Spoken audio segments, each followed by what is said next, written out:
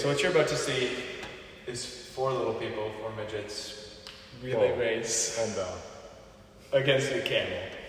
And it's probably the funniest thing you'll ever see. And I'm pretty sure it's real. Like, I don't know how they would have faked this, but because it looks, I don't know. It's 13 years old. It's crazy. Okay. How fast are camels? Because it looks like he's just walking. Yeah, he's starting off pretty slow. So they're racing. Does he even know he's racing? I mean, unclear for the camel, but as you can see, Team Man is getting a good head start here. Oh, He starts So off. pretty soon, Oh shoot! camel starts picking up the pace. It has a little bit of He looks like track he's to about make to up, fall. but he's going. I didn't realize that camels' humps were that unstable, dude. Isn't it just water? Oh yeah, that's right. It's like It's sloshing just around. bouncing around. Yeah. All right, so camel's getting a little bit of a Is he getting tired? lead. A little bit of a lead He's a on little Team like Man tortoise here, in the hair but just action. wait. This last filled man, with the potato. probably a Samsung. Well, it's this last man takes Oh, off. this Look man's at him falling. go. Look at that space he's making up. He's covering ground. Oh, look at his Dude, it legs. looks. It doesn't even like. It looks fake. How fast he's going. Unclear. Probably a win for the camel, but too close. to Close the ball. regardless. I mean, if the camel knew it was racing, it was probably just messing around. Yeah. How I mean, I do don't you think he tell a really need. camel? I don't really think he wanted to. He felt like he needed to prove anything. How do you Yeah. tell a camel that you're about to race? You know what I'm saying? I don't think you do. So, what are So the deeper anyway. topics we're moving into today? That was really fun, but so last time we talked about aliens, we had to talk Oh about yes, aliens. aliens. And so we didn't get super far into that. But one question you asked at the end that I didn't know how to answer was how would like sentient alien life Oh yeah. impact religion? Oh, and yeah, specifically yeah. my religion. So I didn't know how to answer that at the time. That's a heavy one. But I've thought about it. Dive right into that after camels, dude. That's the whole point of this. We got to get a little Yeah, brain ease into brain it. break. and Exactly. then- Exactly. Okay, so we talked about mere Christianity a little bit in the first episode, and so I'm going to draw from that a little bit. So C.S. Lewis, near the end of the book, talks about kind of the evolution of man. How, like, you look at the dinosaurs, and they're these big, tough, armored creatures, and you would think the next evolution would be something bigger, tougher, stronger, right? Because that's all their best attributes. You think all their best attributes would just be, like, Physical strength and such. yeah, you'd think they would be multiplied in the next evolution. Okay. But actually, what happened is now the evolution started to be more of a brain thing. It's like based on like Right. instinctual behaviors. Right. more So now the like highest level of creature, which is human, has the highest brain capacity. So when we think of what could be like better than a human, like what's the next evolution, or what aliens could be better than humans, we have to think of like an alien that would have like a higher brain capacity than us. And that might be possible. Maybe that's out there. But I would say that's actually not the next evolution. And that wouldn't make them necessarily better than us. Because what makes us as humans in the Christian faith better than, or like more evolved than anything else, is that we have been saved by Christ and therefore divinized. Okay. So I think it's 1st or 2nd Peter in the Bible. Like, you have been divinized by Christ. You have been deified. So the next evolution is not some sort of physical one, but a spiritual one. Okay. And the aliens would not have that. And so therefore, that wouldn't affect our faith. How do we know that the aliens won't have it? Yeah, like Because, so when I talk about how man has been deified, I'm talking about so that happened because of the incarnation of Jesus. Mm-hmm. So God became man. Mm-hmm. And then because of that, and then the God-man Jesus ascended into heaven, and then through that, we are also deified. God became man so that we might become God. That's Athanasius. And so he came into our form, our human nature, and he didn't go into the nature of whatever. So how do I know that the aliens wouldn't have that? Because God became man, not alien. Okay. I don't necessarily know how to respond to that. I don't really either. Like, I think it's... Do you understand what I'm saying? Understand, I'm not sure. I understand, like, what, like, your attitude... Like, I that makes sense. I just don't necessarily know if it's, like... I don't know. You're talking about how, like, the next stage of evolution now is based more, like, on the mental side? Yeah. Joe Rogan was talking about this last time I was listening to the podcast. I just want to bring this up.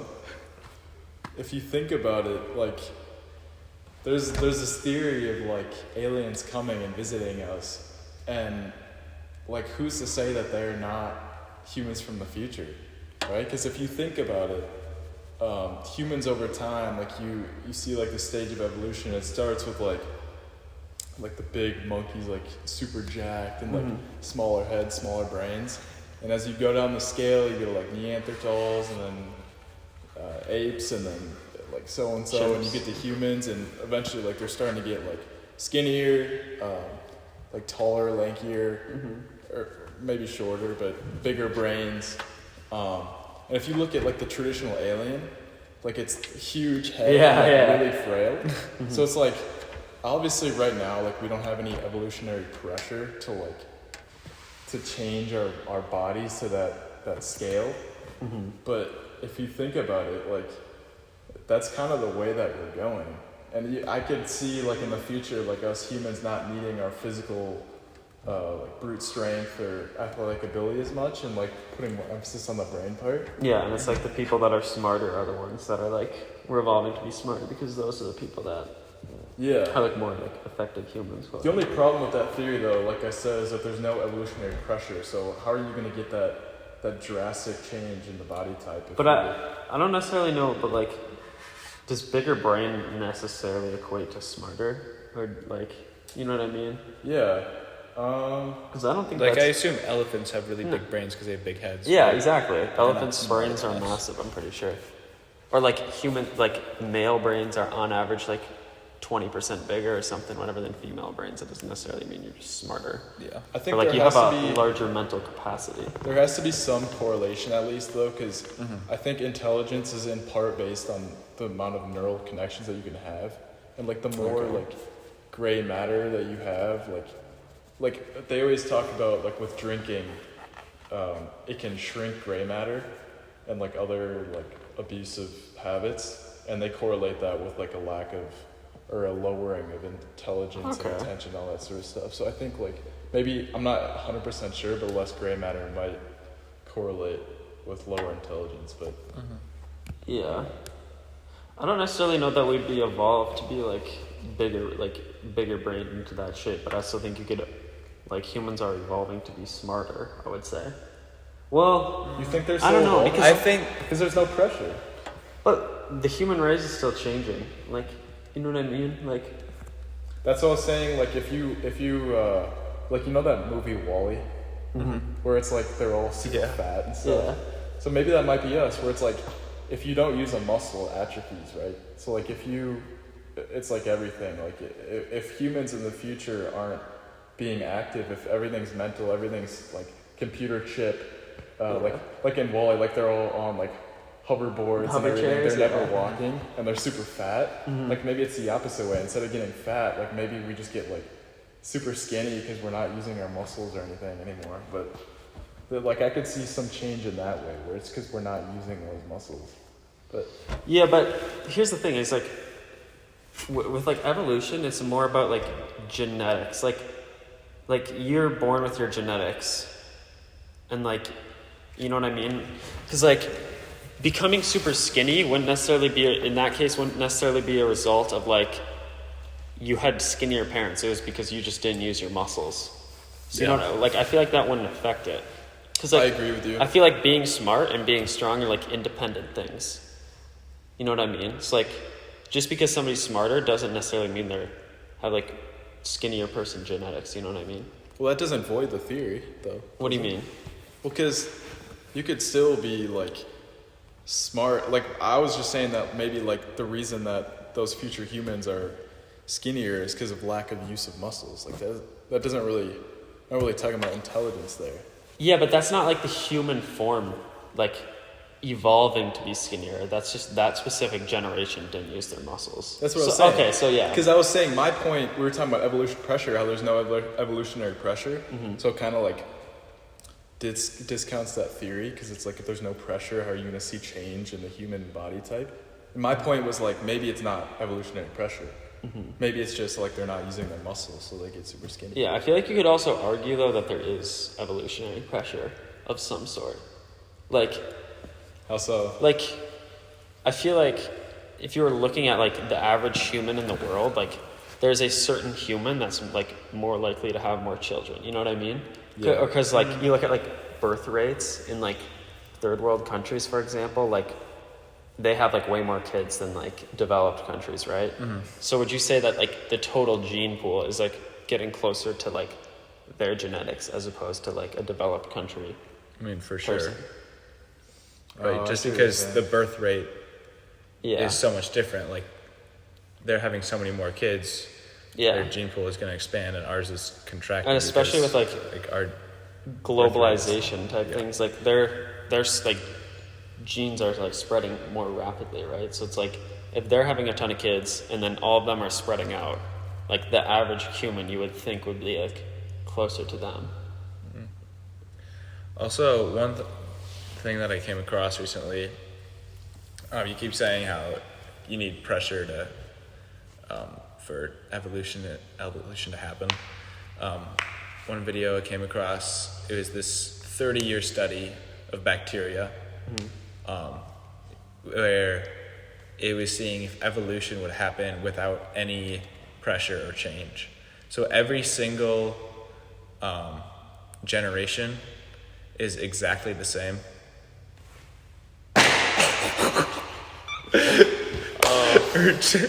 Okay, every generation is treated exactly the same. So it gets the same food, it gets this exact same temperature it's stored at, it has the same amount of space, whatever.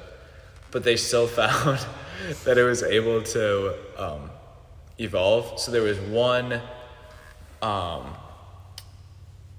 generation that had this mutation where it figured out how to eat. So it had this agar that it was on, right? Yeah. And it figured out how to utilize more of the agar for its food. Mm-hmm. So it had had certain nutrients in the agar that it was like supposed to feed the bacteria. Mm-hmm. But that one generation of bacteria figured out that it had this mutation in its gut where it could like process more of it.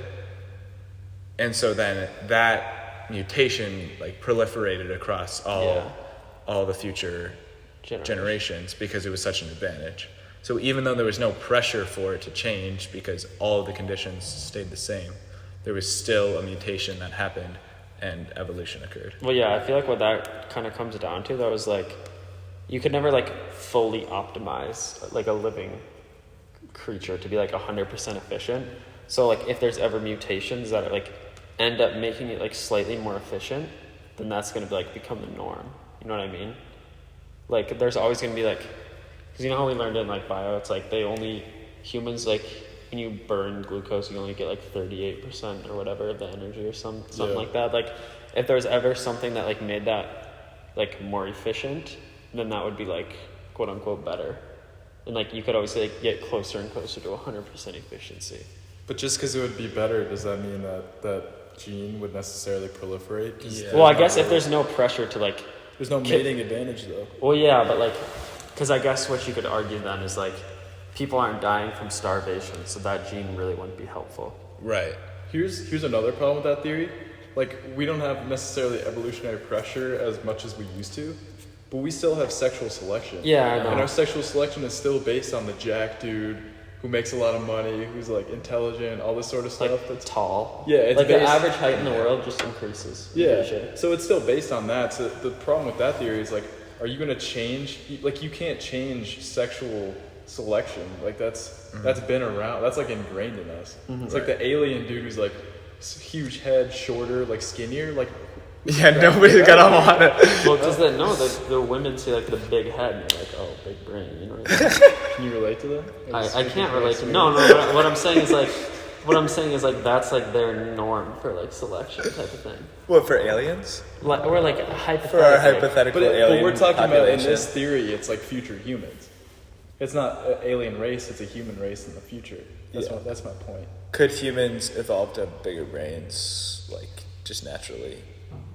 Probably I don't not. know. That's Just what we 'cause, were like, just talking about. Right. That's just framing the discussion. With Well, so language, what? I but- mean, 'Cause, Bigger- Joe, you knew we were talking about humans in the future being aliens, right? For the past couple of minutes. sort of. But I honestly I kind of forgot about that. But anyway, like I feel like the only way humans would be selected for bigger, like you could probably say on average, the bigger the human, the bigger the brain, right? Probably. I assume Like just so. the bigger overall the human is, the bigger their brain is probably. Yeah. So if there was selection for bigger humans, then yeah, I feel like there'd be selection for bigger brains. So Well, maybe that's- but then that's- it's also like their whole body is bigger, not just their brain. That's inferring that like body size correlate with brain size. I feel like it is though. Really? I Should feel we like look it up? I'd assume so. Yeah, Should we look it up? because like it Jamie, has pull to it be. up. It has to be. Well, heads. I don't even know. I mean, I'm sure head size correlates with. It's body size correlated with brain size. Is math related to science? Brain to body mass ratio. Brain size usually increases with body size in animals. It's Okay, that's not really what we're looking for. The relationship is not, however, linear. Small mammals, such as mice, may have a brain-body ratio similar to humans, while elephants compared to have a lower brain-to-body ratio. Okay, Alright, but so we want to know in humans. Yeah, look up in humans, though. Because we don't care about like mice or elephants. We want to know if bigger humans have bigger brains. Bigger brains led to bigger bodies than our ancestors. Wait, it says large-bodied animals we are today because of natural selection to increase brain size. okay. Click on that article. It's sciencedaily.com. I don't know how. No, I've seen this. This is pretty reputable. So that human brains. So that says it contradicts previous models that treat them independently. Genetically linked. This basically proves what you're saying. Okay, so it That- says instead the study shows that brain size and body size are genetically linked, and that selection to increase brain size will pull along body size. So they're connected. Yes. Dude, so maybe humans like selected taller like mates, maybe because of like defense, like you're more capable to defend off predators. Yeah. But might it also be because like you have an increased brain size and thus No, increased because they intelligence? didn't. I don't know because all this says is that they're correlated, but it doesn't necessarily that a bigger brain makes you smarter. Now let's Yeah, we look should at that. up too.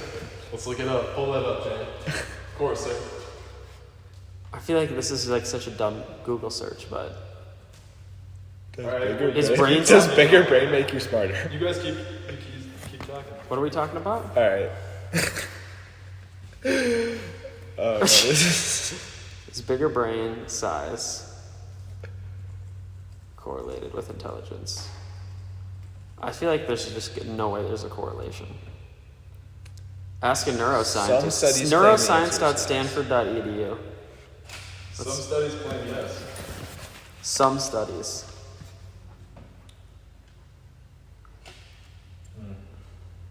It's controversial, so there's not really any. That are Let's not get into exceptional. this article. let's just summarize that there's not a lot of consensus. Well, yeah, I feel like At the moment. I feel like none of us were. I feel like, yeah, because that would just mean that bigger people are smarter on average. Yeah, and it Which doesn't I just seem feel like that's not true. necessarily. Like, yeah, maybe you could technically have more neural connections, but like, that doesn't necessarily make you smarter, I wouldn't say. Especially because like IQ, like where does IQ come from? Is that like genetic? Yeah, I've been kind of wondering about that too. Like, does Into every nature versus nurture? well, yeah, like do some humans really just have a much bigger capacity for understanding Yeah, how and does that work? knowledge? Yes. Like, why? Why does that happen? Yeah, Here's why I think so. Because if you look at like there are undoubtedly like smart families. Where Yeah. It's like everyone in the family is successful. Everyone is smart. You could argue that that might not be intelligence. It might be like the way they raise their kids or like some That's sort what I would of argue. culture thing. But I definitely feel like there are some people that are just able to like grasp things quicker. Like they have a greater. Well, their brain is just capacity. maybe more efficient or something Yeah. like that. But so wait, so do you think that's genetic, or do you think it's based on how they're raised? I think there's a mixture of both. Like there's definitely some factor of nurture, but like, are we gonna say that everyone can be equally intelligent based on? Like if they Their had the same nurture? conditions? No, well, that's 100. That's just undoubtedly. yeah, and also it makes sense that there's difference in like how our brains are able to make connections. Like we can observe that. So, like for example, some people seem to not do well in school. That's probably just because they don't have like as fast of, like they're just not able to make connections as well. So like, but you can see that some people make connections super well, like just instantly. Like for example, people have synesthesia. Do you know what that is? No. It's where you correlate numbers to colors or words to colors. Or things is like there like you can also like correlate like words to tastes? Is that a thing? Yeah, Yeah. probably. Yeah. So I've seen any that before. you connect some sort of thing that goes on in your brain to some sort of physical sense, Okay.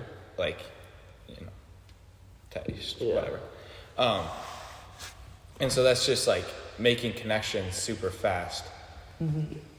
And so people clearly have different ways of making connections in their brains. We can see Yeah. that because not everybody has synesthesia. In fact, most people don't. Yeah. So there's obviously a range of how people's brains work. And so maybe that's just what IQ is. I would like to know how much we can improve our intelligence, though. Like Your- that'd be a good question. Like your to ask. intelligence or like your IQ? Because like Aren't they the same thing? no, I would not say so. Because like just because you have super high IQ, Let's does that say make- knowledge instead of intelligence. No, because that's No. not what we're talking. We're talking about like thinking ability, reasoning ability. Oh, okay. Knowledge is like strictly like how much? information based. Because yeah, I feel like the people with the most knowledge don't necessarily have the highest Right. IQ. But like what is IQ? intelligence quotient. So is IQ like knowledge plus reasoning? I think combined? I thought IQ was like your ability to like recognize patterns and like make connections. That's what I thought it was. Because I thought like it's not like just like a raw knowledge test. I don't think. Yeah, I think that makes sense. Because can't like super young children take IQ tests and it's just Yeah, like and they they show can- like patterns and it's just like Yeah. Have you guys And ever it- taken an IQ test? no, I haven't. My cousin took one. What do you get? He's like a 143. Is that high? That's really high. Einstein. Well, here's the other thing. Like, but it's don't like that they doesn't vary? necessarily mean Yeah. like Don't they vary depending on the test? yeah. I think the IQ tests aren't necessarily that reliable. Like Yeah. I don't know. Because like, how do you standardize an IQ test? Like, I is think there there's different for different ages. really? Yeah, and like That's such a weird thing that like someone was just like, here's how we're gonna measure IQ. Like one day there's like they set the rule. Well, like, how I mean- do you measure that? You know what I'm saying? yeah. Well, I bet they probably would notice that like people that are maybe better at like seeing patterns and like making connections between things tend to be like better at like absorbing knowledge and information and like retaining it. And also that does make you more smarter and useful. Like think of a doctor who has like all the information in the world. but when he sees a patient, he can't identify what needs to happen.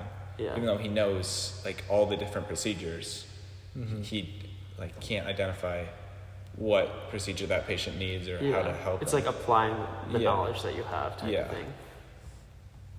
So that's how you gain more intelligence, is by like accruing knowledge. What and do then you your say IQ just helps you to use that knowledge.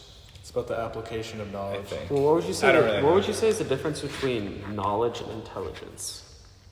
I think knowledge is strictly information based, like based on past experiences, things you've read, that sort of thing. Like you can have a lot of knowledge that not necessarily applies to life, like the feminine studies professor, dude. Saying like, What do you mean? How does that not apply to life? And then what was the other one? IQ. IQ. I think intelligence. IQ. I said intelligence. Intelligence. I think intelligence is like attention, cognitive ability, the ability to like weigh information and Make a apply decision. that and make a decision. Yeah. What do you, I think that's a solid definition. But then, go ahead. You go ahead. Well, I was thinking like there's like IQ and intelligence quotient, and there's like EQ, which is like your emotional intelligence, and like what is like what is that? I was just gonna get into that because like traditionally, like I think the way that we use language to define if people are smart or not, it's like it's way too binary, right? Like it's like, oh, he's smart or oh, he's dumb, but it's like people can be smart in lots of different ways. Like if I know people who are like socially smart, really skilled in handling social situations, and like understanding what other people are thinking. They're super witty. Yeah, they know exactly what to say in the right situation to get a laugh or handle a situation. But academically, like they're not smart. Like they're not successful. Yeah. So it's like, and then on the other hand, like you have the traditional nerd where it's like he's super book smart. Then he like, but street smart, like socially awkward type of thing. Yeah, he doesn't understand like cultural like memes or like or like how to understand people's emotions or any of that sort of thing. And then there's also people like athletes who are really athletically smart, like they know how to play the game. Like game time, like really fast decision making. So there's all these different levels of intelligence, and I feel like traditionally when we say he's smart or he's not, we don't factor in those different areas. Yeah, I would agree with that. I think the EQ thing is actually really interesting because like that's like something you can train almost, but then it's like very obvious that certain people are like just like talented, like or like quote unquote talented, but like are just like very like comfortable socially type of thing. Yeah. And then some other people are just like are like quote like introverts, and they're like, oh, like I don't want to do a presentation in front of the class, like that sort of thing. Yeah, I think it just goes back, like we keep hammering in on the nature versus nurture. I think there's definitely nurture limits you in a lot of ways. Like if you're naturally introverted, I'm sure there's something where it's naturally harder for you to identify people's facial reactions and like social intentions. But like, is that to say that you can improve? Like it definitely sets boundaries, but I feel like we have a lot of potential to kind of overcome a lot of our genetic limitations. Yeah, I feel like, well, that's like one thing that's interesting is like as a human, you can like, is it fair to say that you can pretty much get better at anything? Like if you start doing something and you like, then you like put in like intentional, like thoughtful practice, like you're going to get better at it pretty much. But like, it's so weird how like certain people just like pick up on certain things way more easily, I guess. Like all things or just certain things? Well, like I feel like certain people are, example, like more gifted at sports, and like they're like athletically gifted, and they like not only are they like strong, like fast twitch muscle fiber athletes, but then they like also just like understand like decision making. And then some people just like pick up on different things, like skills more easily. Yeah, I would agree with that. I think it's a sad truth of life where like when we're children, like we're told like, oh yeah, you can be anything, like just like do what you love, follow your passion. But it's like yeah, you should definitely follow your passion. Yeah, you should do what you like. But there's also something to be said about like, you're a compilation of like your genetics, your experiences, your thinking, all that sort of thing, and all of that is gonna jive with like a certain practice. I feel like it's like there's gonna be some things that you connect with different than others. I feel like you could really enjoy something but not be successful at it, where other people are just like built to do that thing. Where it's like, I think the task of everyone in life is to like figure out that one thing, or maybe a couple of things, and you're never going to be perfectly connected with it. I feel like that's an illusion to feel like you're going to find something that you're just built for, but you're definitely going to be more meshed with it. That's going to give you a competitive advantage. That's going to be, I feel like that competitive advantage, the benefit or the joy that you get from having that advantage is going to be more, it's going to be better than just like doing something that you're passionate about that you're not really good at. You know what I'm saying? Yeah, I think that's like one thing like that's like weird though is like certain people like be really good at something and then they don't enjoy it. Like, you know, like there's like some like child athletes like where their parents push them super hard into a sport when they're super young and they get really good when they're young and then they just kind of like burn out on it. And it's like some people are like, oh, I wish I could be as good as him, like I just love playing it so much, and that person's just like, I don't like enjoy this sport anymore. And it's like, where's the correlation between like how good you are at something and how much you enjoy it? Because I feel like a lot of times people would probably have more fun at something they're better at, but then some people can be like so good at like a sport or like a subject in school and they still hate it. Yeah, that enjoyment thing is such a weird thing, right? Like, you would think that someone who's really good at something would enjoy it, but like why don't they enjoy it, you know? That comes back to like what this guy, have you guys heard of Naval Ravikant? He's an angel investor, and he also gets into philosophy. He has like a podcast, whatever. But he makes the point that like everyone's playing different games. It's like a lot of times we like to compare ourselves with other people. Like this guy's like really good at a sport and he's winning that game. Yeah. But it's like you gotta understand that you're playing a whole series of different games. Yeah. And the game that you're playing right now, like you have a bunch of different obstacles compared to other people. It's like they're playing a whole different game where they have a whole different family, social life. Or like, yeah, you could see genetics. Somebody like, oh, they're so successful, but it's like, it could have just been like, they started in a good spot. Yeah, traditionally we view like, oh, we're all playing the same game, we're competing with each other. He's better than me, end of story. But it's like, nah, like everyone's playing their own game. And that's why, like, I don't think it's fair to compare yourself to other people like we like to do. Yeah. And that comparison, like, people always say, oh, don't compare yourself to other people because you'll just like feel bad or whatever. But something that I've noticed lately is you also shouldn't compare yourself to people that you're worse than. Like, it's like, I'm so great. Yeah, like it's just such a prideful thing, and it's so unhealthy and unhelpful. Like, yeah, because you just don't know. Well, first we were talking about like all these different like people are just good at different things. Like, why would you judge this person for not being good at the thing that you're good at?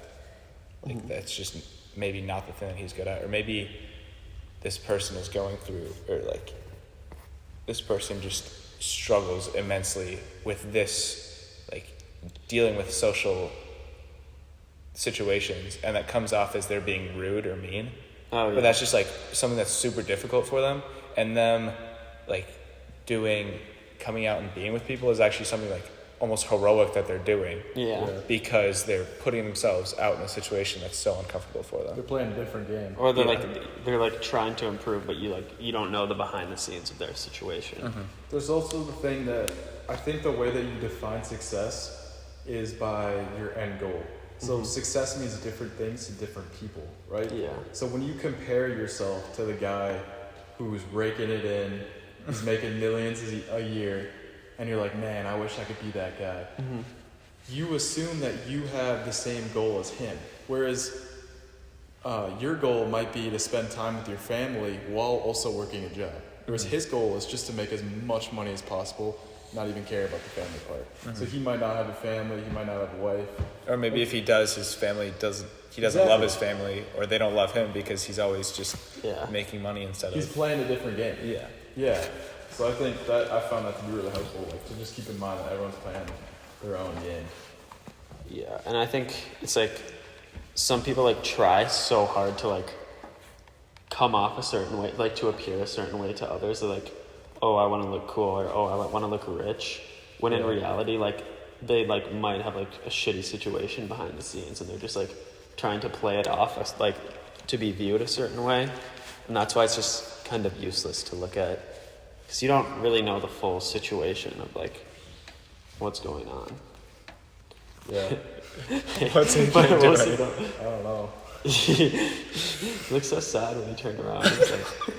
He's like, He can come in here and be our Jamie. oh, Should I ask him? yeah. Adrian, you want to be our Jamie? Pull stuff up on the computer? Alright, yeah, we'll be done here in a couple minutes. You don't have to, I'm just saying if you want to.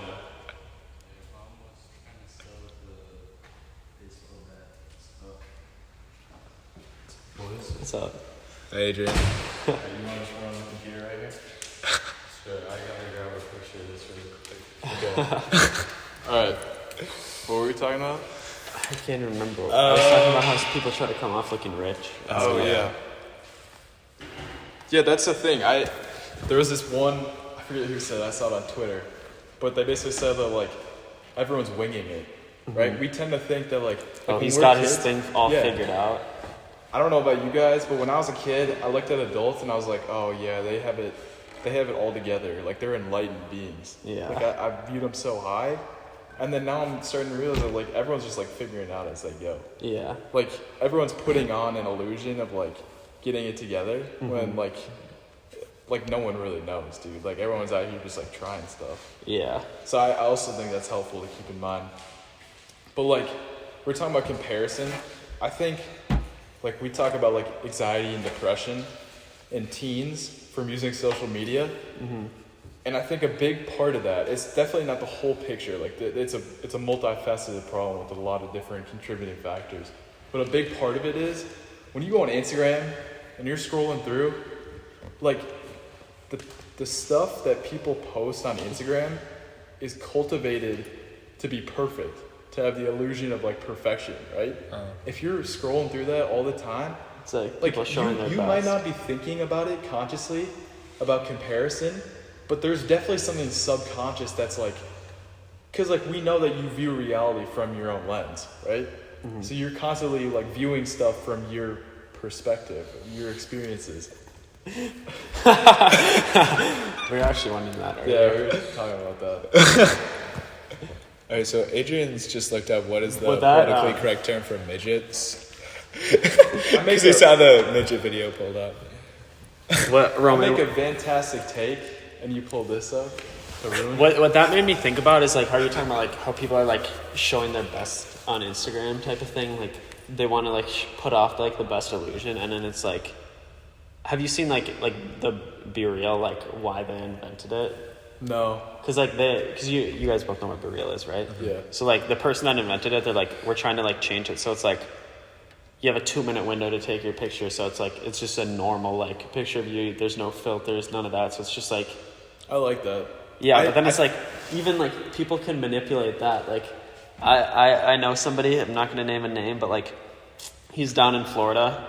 And he's just like chilling in his house, and he sees the Be Real pop, and he sprints down to the beach to take his Be Real. Yeah, no. So it's like stuff like that. Like he's not even like almost trying to come off as douchey. He's just trying to like show up like I'm like having fun. Like you know what I mean? There is an inherent part of being human where you're always signaling. There's always some status element. No matter what you do, like we seek status and power and like everything we do. It's like me right now, talking right now, like I might not be thinking about like conveying status or like my ability, but me talking right now, like I'm making an effort to like seem articulate, seem smart without me even like consciously thinking about it. It's just like how we do things. Yeah. You know what I'm saying? No, I think the be real thing is definitely in the right direction. But like any sort of social media thing where you're publishing something To like of show it yours, off to other people. Like, you're undoubtedly gonna like censor and edit it to make sure it's the best version of yourself. So Yeah. I don't know how to tackle that issue. What I don't like about Be Real is that, like, first of all, like, I don't have Be Real, but I was talking to somebody who does, and like most people don't take their Be Real within those 2 minutes. Like, they just do it later, and then when you have like a great moment Yeah, that you exactly. want to show. And also, Be Real. Okay, so one of the problems with social media is that it's like constantly, like, you're comparing yourself to others. But the other problem is that it's just constantly trying to captivate your attention, like the time economy kind of thing. And with Be Real, it's like giving you a notification, like, use me right now. Like, it's just such a draw in, like, this app is like demanding your attention. They say that that's Which gonna is- be. Sorry, were you finished? No, yeah, go ahead. You sure? Yeah. They say that that's gonna be the battle of our generation. Is like the battle to be a sovereign individual. Like, cause traditionally, like, the commodities were like grain and rice and all that sort of thing, and now it's like the thing that everyone wants to buy is your attention, like your information. Like, that's what Facebook and YouTube and all these apps are doing, is they're trying to capture your attention so then they can sell advertisements and your data and all that. So the incentives are all wrong. Like, they're not trying to optimize your well-being, they're trying to optimize the amount of time that you spend on their app.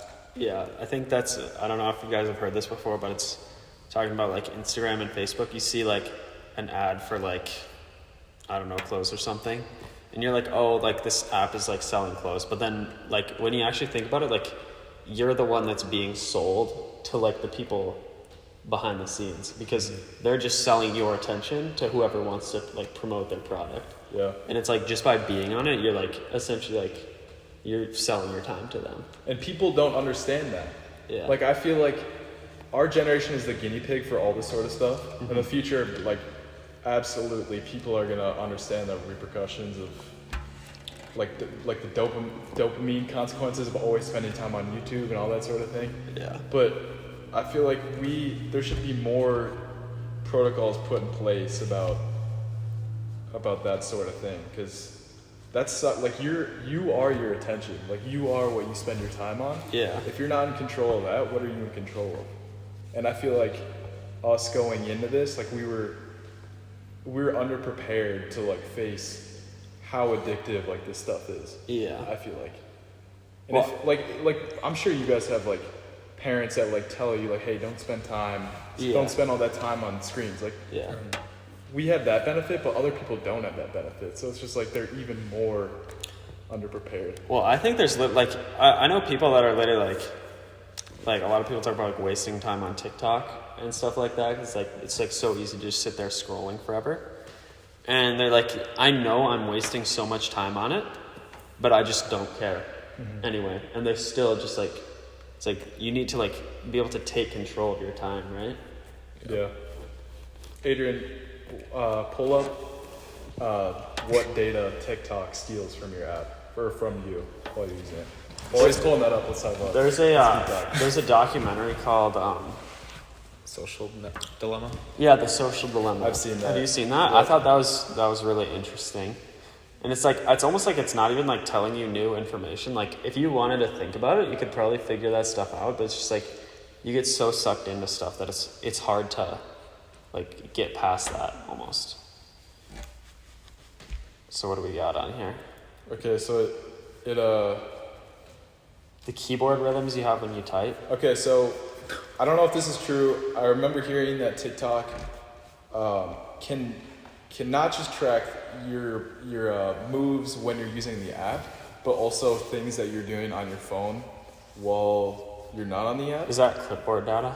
Is that what that is? I think that means like what you've copied and pasted. Go to keep looking for another site, Adrian. or look up can TikTok track you across apps when you're not using it. Yeah, because that's the point that they were making, is that, like, I don't know if you guys remember this, but like there was something with like Trump was trying to ban TikTok. Yeah, I remember Because that. he thought it was like some way for China to infiltrate America. Mm-hmm. So I didn't dive into that. I don't know if that was like overly political or what was going on there. But if this is true, that TikTok tracks you across apps and can see like everything that you're doing, and like TikTok is a China-based app, right? Yeah. China has control over it, I believe. Mm-hmm. If that's true, then like China all of a sudden has access to the minds of millions of Americans. Yeah. And like we're talking about information. Like information is like the new Currency. new currency. Like you can expose information algorithms and like learn so much about like a society, and like I don't know, I just find that scary if that's true. But What are you looking for? Click on that first click one. on CNBC, or maybe if not the other one. Okay. As the study noted, third-party trackers can track your activity on their sites even after you leave the app. On other sites, even after you leave the app. The thing is, it's almost like this isn't even really new, I would Keep say. going. It's just more like widespread. Keep going, Adrian. Because if you think about it, like the stuff with like, you know how like you get like the ads that are tailored to like what you've been looking Go at to Wired. online. Go to Wired, Adrian.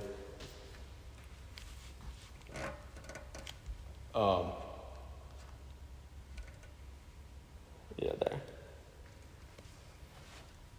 So I think if this is true, I don't know if this is true. I was just bringing this up because it made me think about it. But yeah, no, information. Let's see. Yeah, so it does have Chinese origins. Doesn't really. And do because anything. it's a Can you just keep company in scrolling? China, the Chinese government can Because they pretty much own it, right? Doesn't like the government Right. kind of like own the companies here we go. there? kind of, and so the government can say like, we want all this information, and TikTok has to give it to. Well, them. yeah, and they can also like push out like, oh, we want to like send blah blah blah message. Like they could do it if they wanted, like subliminally, almost by like pushing certain types of videos and. Yeah, probably. Where it gets scary is if this was included in the social dilemma. The more information they can get about you, the more they begin to understand you more than you understand yourself.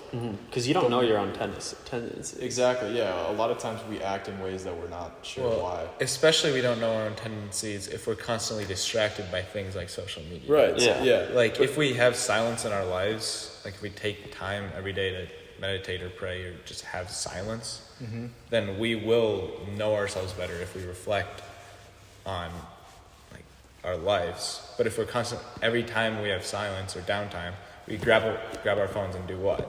Yeah, you scroll. Like go on social media. Yeah. That's why I Which is- think that more people need to be prepared, know about this. But my point was, the more information they have about you, the better they're able to manipulate you, and the less it's like the more subtle it is. Because if you don't understand yourself, how can you understand if like the government is using, or not even the government, like corporations are using information to make you act in ways that, whatever. But yeah, no, that's why I think traditionally people are like you scroll through the terms and agreements, privacy policy, you just click submit. Accept, like no accept, one even accept. reads it. No one cares. Allow. Yeah, like no one cares. They're like privacy policy, I don't care. Like It's like- what's that? What it's does just, that even mean? Like, give me this dopamine. Exactly. Right now. Yeah. And it's like the more that we ignore the privacy issue and we keep giving them our information, the more power falls in the hands of people we may not want to have. Yeah. One thing, I think it's not even necessarily about like, I don't know how you guys are, but like, I wouldn't necessarily say it's like a big deal. Like, oh, TikTok knows that I'm interested in X topic, right? It's more just like the idea of them knowing, like having access to like push certain topics onto you and like influence like large groups of people based on like what the algorithms are pushing. Well, the options are unlimited once you have this huge database of information. Like, you can really use it to do really anything. Like, Yeah. I'm trying to think of a good example of ways that they can manipulate you, but if you know like how someone thinks, like if I know how Joe thinks, it's really easy for me to adapt my To like appeal to like my persuasion behavior methods to type of thing. influence him. Yeah. So it's just like that generally. I'm not really sure about any specific examples, but I don't necessarily think it's dangerous right now. But moving forward, I think in the future, I think that's going to be a big issue. And especially like with Neuralink, you guys know what Neuralink is? Yeah. Yeah. Like, that's just more data, dude. I know. Yeah, like, Neuralink kind of scares me, to be honest. That's just more data about how your brain works, what you're, like, imagine if that Neuralink chip can measure like your amygdala activation. You know what amygdala is, like the fear, aggression, anger part of your brain. Like when different parts of your brain light up. So like you may not be saying how you feel, but like the chip knows your emotions before you even recognize it. Yeah. Like all that data goes in to the algorithm. It's scary, man. And also, one of the goals of Neuralink is to be able to get like paraplegics to walk by controlling the brain function that has been like crushed so that they no longer can walk. But what that means is that it's able to control literally our physical behavior, which is like really scary. Like, what if some malicious party wanted to control the behavior of every person who had Neuralink? Like, you could literally just like make like one of those movies, like mind control movies, where they just like everybody leaves their homes, they start walking down the street. Dude. Oh, that's creepy. Like, Hell no. But go ahead. No, I was just gonna say that's scary. Got any thoughts, Joe? I mean, If not, I won't. okay, you go ahead. I think the way that this goes, it either goes one of two ways. One way is that there's something human about people not wanting to be digitalized, to turn into a cyborg. That's option A. Where people see that and they're like, hell no. I don't want to turn in. I don't want people to have that much control on me. Like, or there's option B, where it's Neuralink pushes the intelligent benefits of using the chip. Like, Elon Musk was talking about this on a podcast, and he's basically saying that like instead of going and checking Google for everything, like you can just have Google in your head, dude. Like you can just search databases like just instantly. Yeah. It's like I can totally see like certain people be like, no, I don't want to do that. Yeah. And then other people being like, That gives me such yeah, an advantage. I'm gonna do that. And then they have a huge advantage, like unmatched. Like we can't even fathom how much of an advantage they have. Like they're just lightning quick thinking. Just all we're talking about like the advantages of having a IQ advantage. Like you could not even compete with someone like that. So if certain people are like no, certain people are like yeah, the people that say yes are going to be controlling everything all of a sudden, and then it's like you're forced to adopt. Yeah, that or otherwise Neuralink you're just like you don't. or else have a you're say. an outcast. Yeah. So that's what scares me. Unless we have some sort of regulation, like. But even You're with gonna regulation, what's going to stop certain individuals from just like bypassing that? You know, Yeah. people who are really good at coding or whatever, who know this technology in and out, they can just, you know. Yeah, I don't know how you do that, but I don't know. This is kind of backtracking to like the TikTok thing, but I think one thing that's like different about TikTok as opposed to like Facebook, for example, because like Facebook, I don't know, the max was like over 1 billion users monthly or daily or something like that. I think it was monthly. Okay. But it's like, and then TikTok's like a similar number. But then the thing is about TikTok is that it's like the average user is like so much younger and their brain is so much more like malleable. So it's like you can have a lot more influence on somebody that's younger on like influencing their thinking, as opposed to like a fully brain developed adult that's like 30 years old. Yeah, That's true. Never thought about that. I agree. I think the information diet is super huge. Like Caleb, you were talking about this. Like traditionally, we talk about like, oh, what are you putting into your body, or what are you like dieting in that sense? Like who are you talking to? Like all that, like your friends. Like your dad will say like you are who you hang out with. Your friends say a lot about you, type of thing. Yeah, so we You know are to the combination of 5 people. Yep. hanging out with us. we know to check those areas about what we put in, but as far as like information and what information we consume, we're pretty lax with that as a society. We kind of let whatever come in, and it's like you may not realize that one TikTok video that you watch or 2 or 3 is influencing you, But it does. That absolutely influences how you think about the world and your perceptions on things. Yeah. Yeah. And I would- yeah, go ahead. That makes me think of, I was reading some of the works of Plato, and he was talking about how, so basically the premise is he's trying to create this perfect society, okay? And so he was figuring out, okay, how do we educate our children? And basically what he suggested is that everything, like children should not be taking in fiction at all, or any stories that portray heroes or gods, because he lived in ancient Greece, they believed in the Greek gods. So any stories that portray heroes or gods as anything less than perfect, basically.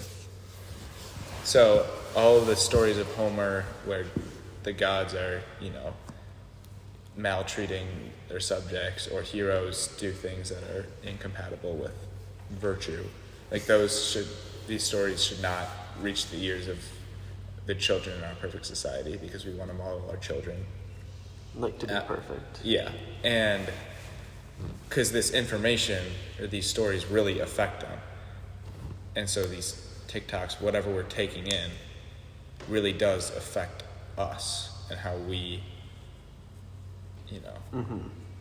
how we grow up. Like your aspirations person that and we like become. pretty much every decision you make.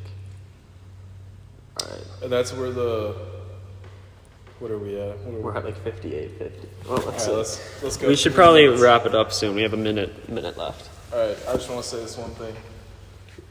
That's where censorship comes in, dude, because it's like, Yeah. if you want to protect a population from not degrading, like Plato, he doesn't want people to start looking to other Greek gods instead of his. That's where censorship comes in, and that's like, I'm not advocating censorship. Mm-hmm. At the same time, like, this is an unprecedented time where like you're exposed to anything that you. You just deleted your list. It's okay. I don't know what happened. Just press Go ahead, Roman. Control Z. Where anyone is exposed to anything, and I think there's a balance between those two, where you're not censoring, but you're also not. Minus. You're Cancel. also Cancel. exposing yourself to different perspectives. So I think there's a middle ground there. I don't know where that's at, but Yeah, no, like, how should we, like, Well, should that's there the- be any censorship? And Is any amount acceptable? is any amount I think it is for children. Because like especially Like, 'cause preventing we're- the spread is certain. Yeah. We should start next week on this, I would say. Yeah, I agree with that. All right. That's going to wrap it up for, what is this, episode 3 of the Barn Hour. All right. Roman, you ready to? Any last words, Roman? no, let's wrap it up. All right, we'll see you next week then.